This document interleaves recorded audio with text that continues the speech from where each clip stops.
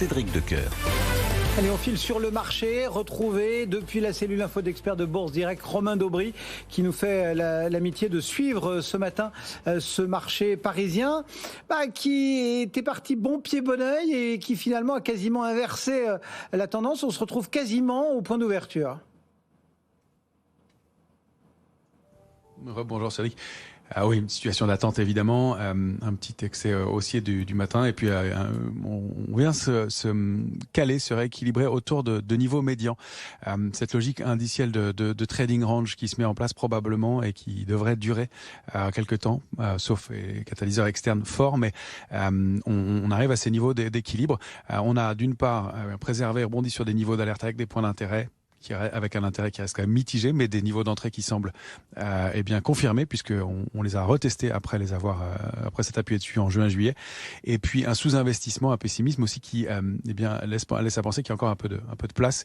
Et même si les volumes et l'intérêt restent en dessous de ce qui pourrait être, dans un contexte de manque de visibilité qui, lui, en revanche, empêche d'avoir des relais aussi importants. Alors, sur l'indice parisien, c'est le trading range 6135, 6134 sur le futur. La médiane, c'est 6315. On revient se caler pas loin de là. Et puis les extensions haussières, c'est 6485, 6545, pourquoi pas.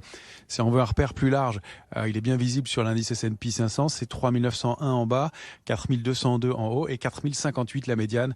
On l'a un peu franchi hier, ça fait un trading range de l'ordre de 8% dans lequel on est probablement installé pour quelques temps. Ce qui est intéressant de noter, c'est qu'il y a beaucoup de choses qui se passent hors indice, peut-être un petit rattrapage en Europe notamment, avec un excès de sous-valorisation, un excès de décollecte, et puis une petite capitulation qu'on a pressenti la semaine dernière sur pas mal de titres.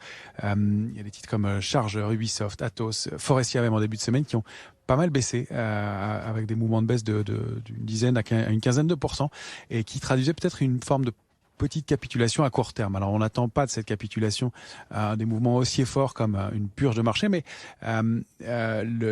force est de constater que pendant ce temps-là, les indices ont bien stagné, ils ont même résisté.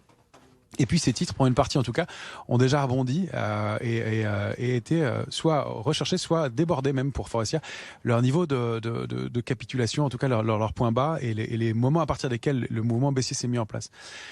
Et puis il y a aussi de l'intérêt sur pas mal de valeurs et c'est ce qu'on fait. On est rentré sur pas mal de titres avec des petites positions qu'on renforce au fur et à mesure qu'elles confirment. Et c'est un peu le cas pour plusieurs valeurs. Alors parmi elles, on a noté De Richebourg, Eurofins Scientifique qui confirme aujourd'hui et qui en plus a reçu une recommandation positive.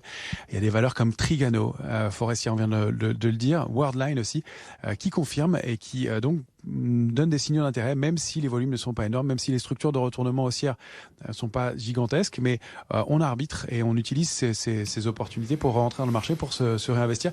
Il y a des valeurs aussi qui donnent des signaux intéressants comme Amundi ou Veralia, et sur lesquels on s'est repositionné. Et puis enfin, il y a un élément intéressant du côté de la logique sectorielle.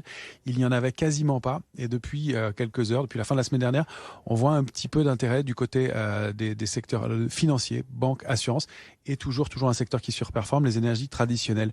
Donc des choses à faire, des arbitrages à faire, mais hors indice probablement pendant quelques temps et de profiter de ces points d'entrée pour du moyen et long terme. Et on restera dans ce marché agile, on prendra du bénéfice relativement rapidement. On reste bien entendu méfiant dans un contexte où la visibilité manque et on imagine que des trous d'air auront lieu.